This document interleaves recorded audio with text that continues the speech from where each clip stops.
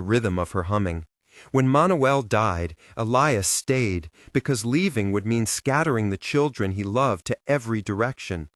He married once to a woman named Amalia who carried a warm laugh and a year later left, taken by a fever that started in the chest and finished in the bones. Her absence hollowed the house. Elias found himself alone with the two youngest, then 3, then 9, as life unspooled in ways that were as relentless as the plow. He learned to make porridge thick enough to comfort stomachs, to mend clothes with rough stitches, to be both soft voice and stern hand when necessary. The loss of a mother when he was a boy had taught him the shape of grief, the way it tightened the throat and made the nights longer. He never wanted to leave the village because this was where his children knew the names of the elders, where their feet learned to measure the distance to the schoolhouse, where the church bell still sounded on Sundays like a tether to a steadier world. In his chest he kept both the memory of his mother singing by the lamp and the ache of being alone for far too long. Those memories guided his decisions even on the worst days, when hunger felt like an accusation and doors remained closed to his letters. He kept a box of the replies, scraps of paper and folded envelopes, the record of 22 attempts to bring a partner into the life he had cobbled together. The other principal figure in this story came from a different knot of circumstances and carried a history that would shock and then heal this small community. Her name was Rosa, and she had been a market vendor in a town a day away, selling bolts of cloth and jars of honey from a stall under a canvas that fluttered like a heart.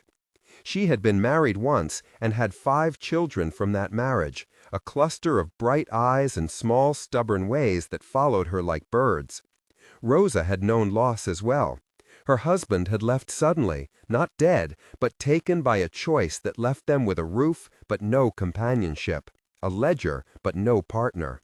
She had held the line for her children by shifting her hours, by waking before the sun to knead dough for the morning bread and stitching in the evenings by lamplight. The town had a rumor that she was too proud to beg and too tired to hide the wear on her hands. Unlike Elias, she had never thought to ask for help by letter. She traveled with children because for her, leaving them behind had never been an option. Each step away from home was measured by where they could rest and eat. Her backstory was a braid of small resistances, a mother who taught her to braid hair and tie knots that would not loosen, a grandmother who had once been a part of a traveling fair and had told stories of the road as if it were an old friend, and a young love that learned how to leave. Rosa had carried with her the habit of arranging the world to fit the needs of others, of measuring space around small bodies, of cooking rice until it was just soft enough to soothe an upset stomach. She could read numbers quickly, as if they were lines of a song, and could find work where others saw only a closed door. The memory of being left had not made her bitter so much as careful, shaping a woman who could say yes to a job and no to ruin. Her arrival to Elias's house was not the plan of a dramatic decision. It was the result of a letter she read in the market, a notice of a man who needed help and who offered shelter and a share of the harvest in return for care of his children. She answered without fanfare. Her presence would force everyone to rethink definitions of family and generosity and, crucially, would make the 22 refusals look like steps on an unseen path. The early chapters of Elias's pursuit were marked by ritualized failures, each a small, sharp repetition that layered into something heavy. He had printed a short announcement and folded it into letters, putting on his best shirt to travel to the nearest towns, asking mothers, sisters, widows, women returning from work in the fields to consider joining a household that already had 9 children. The letters were written with careful humility and with a practical offer of shared labor and protection. He had written with honesty about the roof that leaked and the plates that were often the same for supper, offering in return not riches but the steadiness of a known place. The responses varied from cold notes and polite refusals to silence. 22 women saw the children, walked the worn floorboards, felt the damp in the air, and decided it was not for them. Some left because of distance, some because of the sheer number of children, some because they feared the social cost in a place where gossip could stretch for years across fences. Once a woman named Teresa came, sat on the step and rocked a child on her lap, and left without a word when she saw the youngest with a rash. Another, Maria das Torres, lingered for 3 days. She swept the yard and then left, telling Elias that she was not ready to be mother to children who were not hers. The box of letters grew heavy. Elias would come home some nights and sit on the solera of the door, the cold wood pressing into his calves, and run his hand over the paper edges as if by touch he might find a correct answer. Each refusal sharpened a worry. Were his children too many to love? Were they a burden too visible? We saw meals shrink and plans contract, and the village watched, half in pity, half in the clinical curiosity of small places that catalog their neighbors' survival strategies. On the 23rd visit, something did not fit the pattern. Rosa arrived with a small caravan of her children, 5 of them, hands full of cloth bundles, and a look in her eyes that had the steadiness of someone who kept promises to herself. When the 22 previous brides had seen the 9 children, their faces had folded along predictable lines of shock, calculation, and then withdrawal. They counted mouths with a business-like dismay. They imagined a life of perpetual shortage. Rosa did something unexpected. She walked into the yard with the sun warm on her shoulders, set down her bundles, and with a laugh that was humble and fierce, she said aloud, "I have 5." The sentence landed among the assembled neighbors and visitors like a seed dropped into ready earth. For a moment no one spoke. Then Marta, the neighbor who sold corn at the market, reached forward and touched the hem of a child's sleeve, eyes wet in a way that made the world smaller. The reaction did not follow the script everyone had expected. Some of the 22 had left. Rosa stayed, and the shape of the household began to alter. The first meeting that afternoon was not a negotiation, but a cautious inventory, both practical and intimate. They counted beds, who could share blankets, what food preferences existed, allergies, and who snored. There were arguments about whose turn it was to wake during the night. There were questions about school fees and about the legal arrangements necessary to recognize guardianship. Yet underneath these practicalities, there were gestures that mattered more than any contract a lawyer could draft. Rosa brought a small brooch that had belonged to her grandmother. She pinned it to the hem of a curtain that had been ragged and left a small patch of color like a promise. The community around them was not indifferent. Padre Manuel came more than once, his cassock dusty from traveling between houses, and he spoke to them about the nature of mercy and the need to see beyond blood.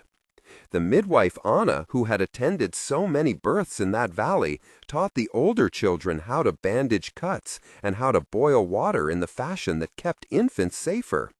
Louise, the market vendor, carried sacks of corn to the house when they had a bad harvest, and Clara, the school teacher, organized small chores in exchange for stationery so the children could continue their studies. There were also skeptical voices. Donna Lourdes, who kept the ledger at the church bazaar, muttered that kindness could be costly and that a village had limits. Jose, the elder, who had lost a son in an accident decades ago, offered silence that hurt. Each of these people intervened with practical acts, and through them, the new household learned how to be seen in a small place and how to withstand the pressure of gossip and caution. The trade of help for help took many shapes. Marta offered a lesson on how to make the sweet bread that children preferred, teaching younger hands to knead with a rhythm that soothed worries. The Fiorante, Maria, brought jars of preserved peaches when summer was late. And even the teacher Clara, who often wore worry like a second skin, stayed at the table to teach reading lessons under a lantern when the night came early. The initial weeks were a montage of learning to live together and of collisions that were sometimes tender and sometimes jagged. Dialogue filled the rooms as everyone negotiated small sovereignties. In one long conversation around the kitchen table, there were 10 exchanges that revealed the texture of their new life. Elias said quietly, "We need to make rules about bedtime so the little ones do not stay up crying." Rosa answered, "That is correct, but let us be kind when they are afraid." The oldest boy, Felipe, retorted, "Why should I always sweep while the others get away with nothing?" Rosa replied, "Because you are older and strong, and I know you will teach the younger ones." Marta laughed and said, "I will teach you how to sweep without hurting your back." Padre Manuel added, "Remember that the first law of family is patience." Ana instructed, "Put boiled water on the cuts and do not let them pick at scabs." Louise tested a joke about the goat eating the curtain, and everyone smiled. Then Elias cleared his throat and said, "We will pay debts by working together and by trading services in the market." Rosa finished softly, "I will teach the children to sell cloth at my stall, and we will share the profits." These exchanges were not formalities. They included hesitations, small corrections, the scraping of chairs, the sound of a pan set down too hard, the smell of coffee rising and filling the pauses. There were also moments when speech failed and gestures had to do the work. An older girl holding a younger sibling when a storm frightened her. A man setting aside his pride to admit that he could not fix the leaking roof alone. The sensory life of that first month was raw and abundant. The smell of hot bread in the morning, the salt taste on lips after a long day of labor in the sun, the rough texture of sackcloth in small palms, the feel of cool water on hands washed at dusk, the sound of the bell at the chapel calling people to sit and breathe together. Each of these details settled into the fabric of their days and made the house feel less fragile. As days turned towards weeks, pressure from outside found new ways to test them. A local councilman named Ricardo feared that the house would become a burden on communal resources and suggested strict oversight. People whispered that measure of his presence. Some parents at the primary school worried about discipline and influence on their children. There was a formal complaint filed by a neighbor about noise that required a meeting with the municipal agent.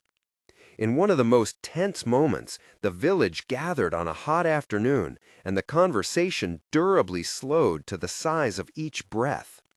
There were 3 paragraphs of strain in the weeks that followed that played like a slow burn and forced each person to name what they could give up and what they would not sacrifice. In one paragraph, the councilman argued, "They say you cannot hold so many children and keep public order. You must find other solutions." Elias replied, "We can work, we can pay our dues, we will not be a burden on the village." Rosa added, "These children are ours now, and we will teach them manners and work." Another voice from the crowd said, "You are asking the village to carry your mistakes." Clara, the teacher, spoke with a steadier voice. "The school will adapt. These children will come to learn, and others will learn empathy as well." The heat made everyone slow, and the cicadas sang like a backdrop to anger. The tension had the quality of an animal measured and cornered. But the resolution came not from the councilman, but from a combination of small acts. Marta delivered a signature petition of neighbors who offered practical support. Louise pledged to deliver sacks of corn at cost. Padre Manuel called for a meeting at the church where he urged the parish to see the project not as a drain, but as an investment in human beings who could learn to contribute. The village agreed to a probation period and to regular check-ins. That arrangement required a procedure that the village had used before, a written agreement that named responsibilities and set limits, and that placed an advocate from the church as mediator. This paperwork and the agreed practice of neighborly oversight would become a blueprint for other households in similar need. It was a technical explanation given plainly and kindly. We drafted an agreement with signatures and witnesses, we scheduled monthly meetings, funds were allocated in a transparent way, and an elder would report back on progress. This precise and humane approach calmed many fears and proved that structure alongside compassion could hold a fragile experiment. Inside the house, tensions had to be unraveled more times than once. The adolescents resisted new responsibilities, and older children felt the burden of early maturity.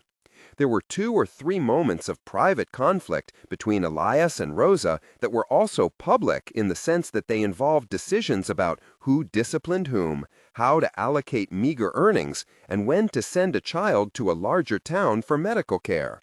One night, in the silence after the children had been coaxed to bed, Elias said in a voice that trembled, "I am not a good father always. Sometimes I am tired of being strong."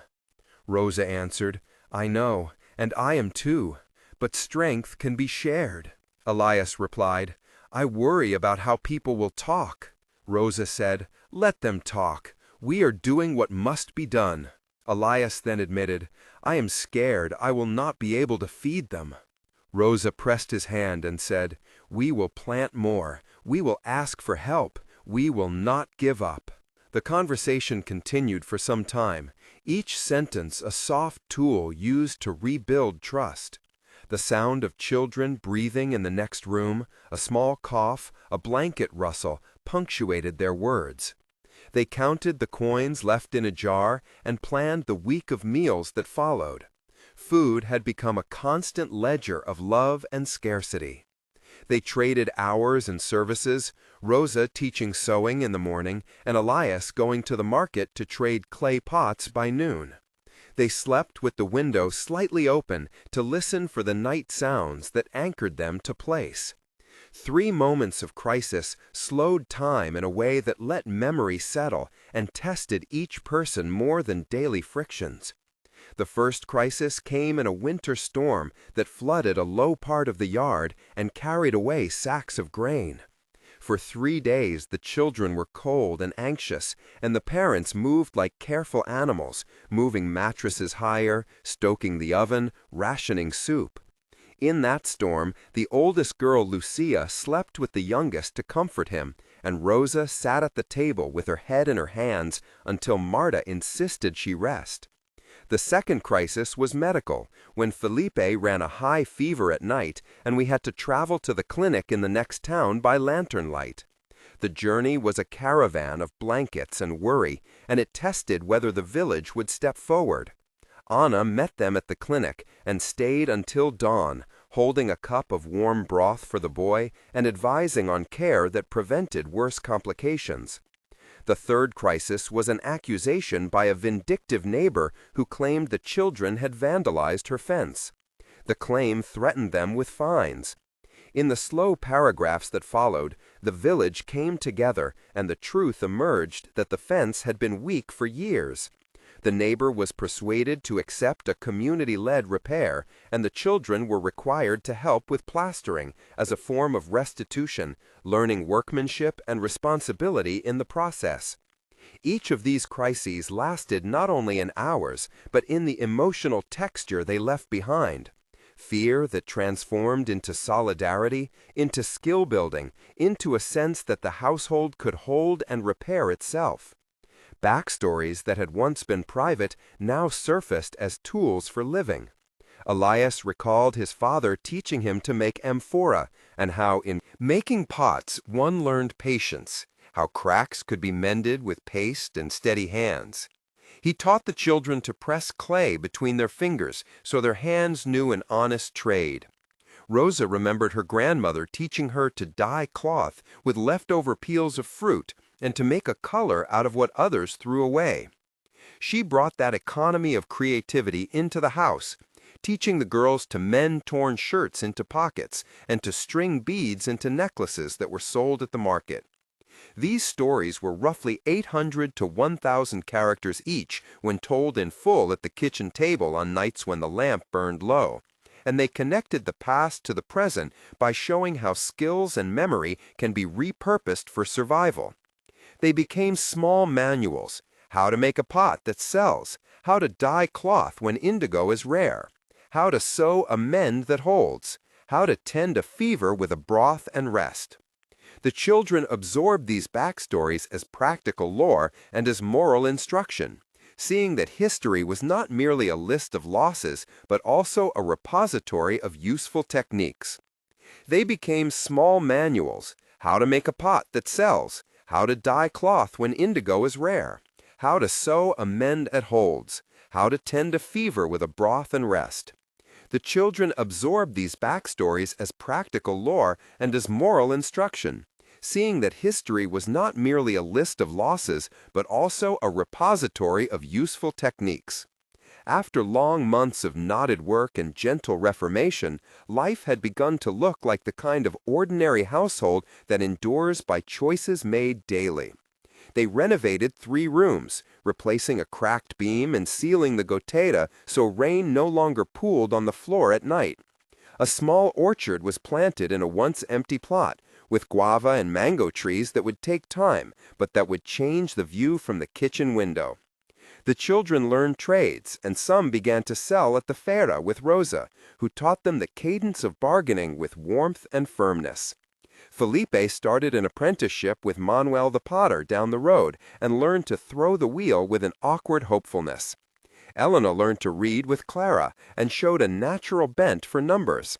The family began to host Sunday lunches with the church, where at times the table had to be extended out into the yard because there were too many visitors. Births and small weddings occurred.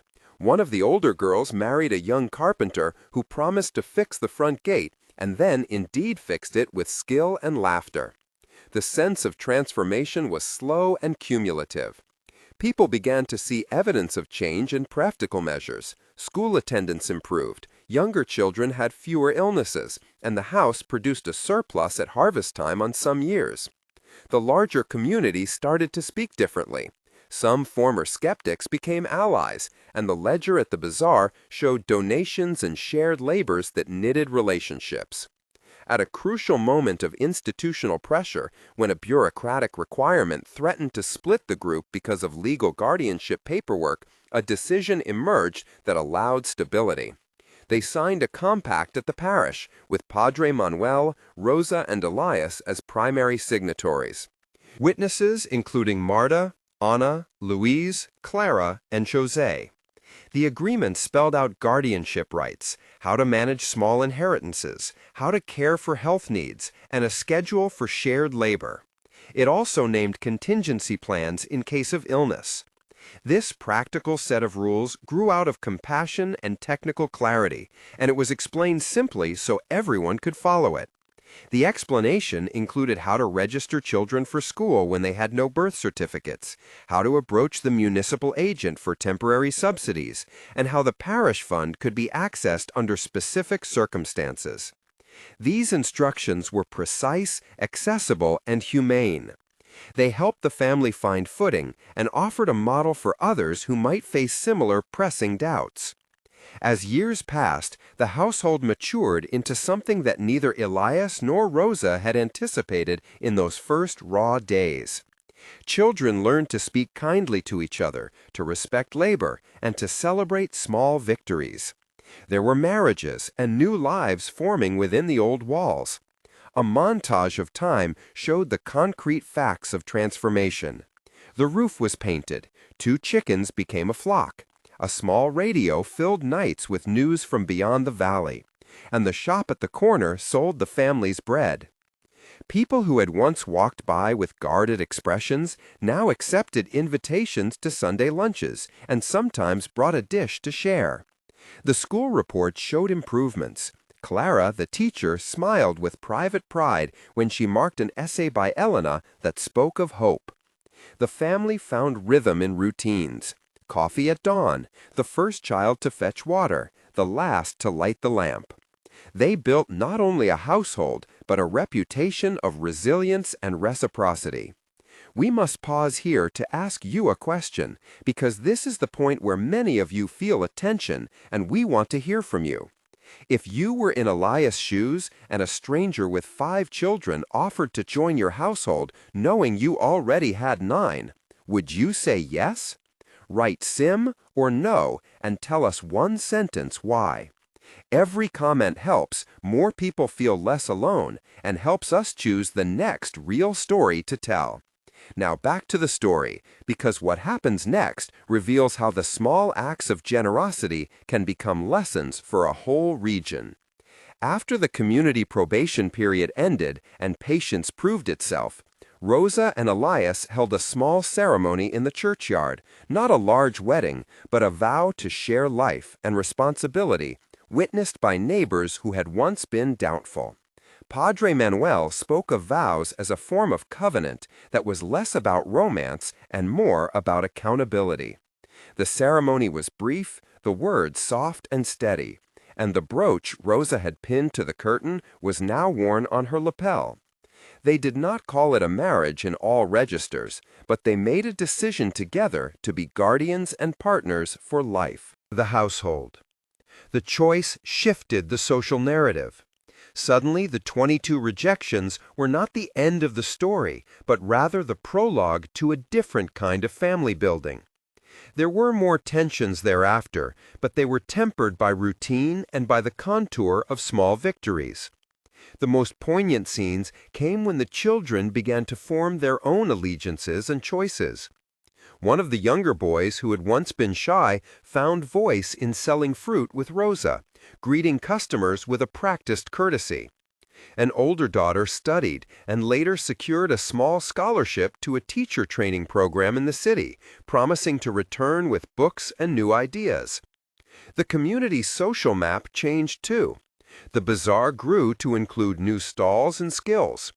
Clara opened an informal after-school program in the church hall that offered homework help, character building, and basic first aid.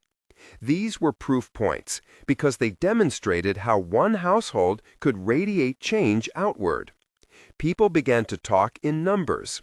School attendance rose by 20% in a year. Donations to the parish fund increased because people saw returns in the form of communal labor. And local crime dropped as youth gave time to community projects. These metrics mattered because they put flesh on the notion that collective action yields measurable results. Time, which had once been an agent of fear, became an instrument of healing. Over the span of months and years, the house felt fuller, not only because of the number of people, but because the quality of presence changed.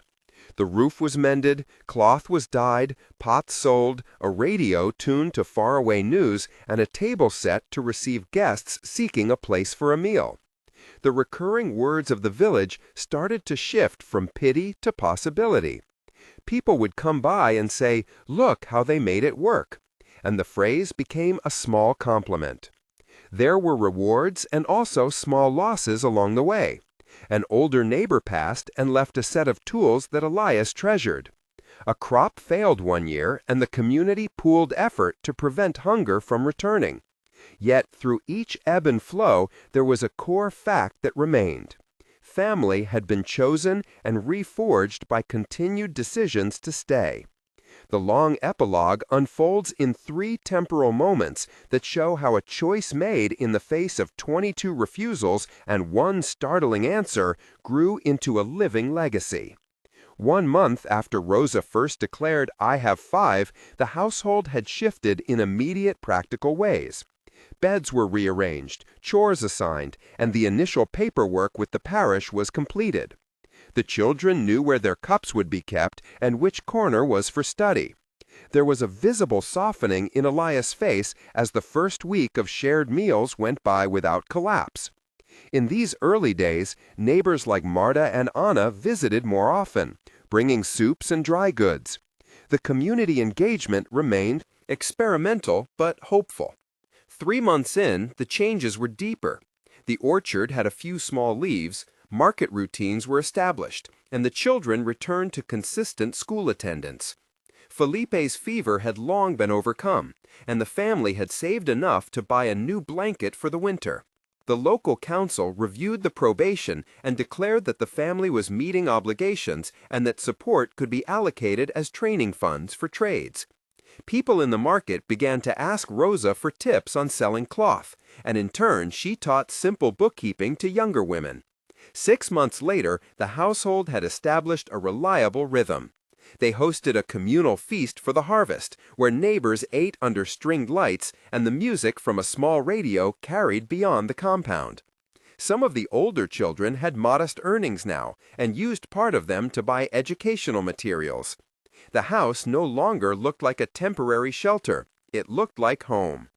These epilogue moments total more than a few paragraphs because they are concrete measures of stability, and because they show the patience of incremental change without romanticizing hardship. Over the span of years, the family continued to grow in ways that made the old rejections feel smaller in hindsight. Children married and brought partners who joined the labor of turning land into a livelihood. The community adopted several practices modeled by the family, including the parish-mediated guardianship compact and an informal trade school that Rosa helped to organize. Rosa's brooch remained a symbol not of wealth but of continuity and history. Elias kept the box with the 22 replies as a reminder that rejection is part of many paths and that persistence does not guarantee success but often enables a new kind of possibility. The village published a small pamphlet at the local fair, telling the story because people believed it might help neighbors facing similar hardships. The pamphlet included practical tips: how to draft a fair guardianship agreement, how to access small municipal grants, and how to organize market stalls for children learning trade. These processual instructions, short and precise, were shared openly because the model had worked. In the end, the moral of the story is less about a single heroic gesture and more about the accumulation of ordinary choices.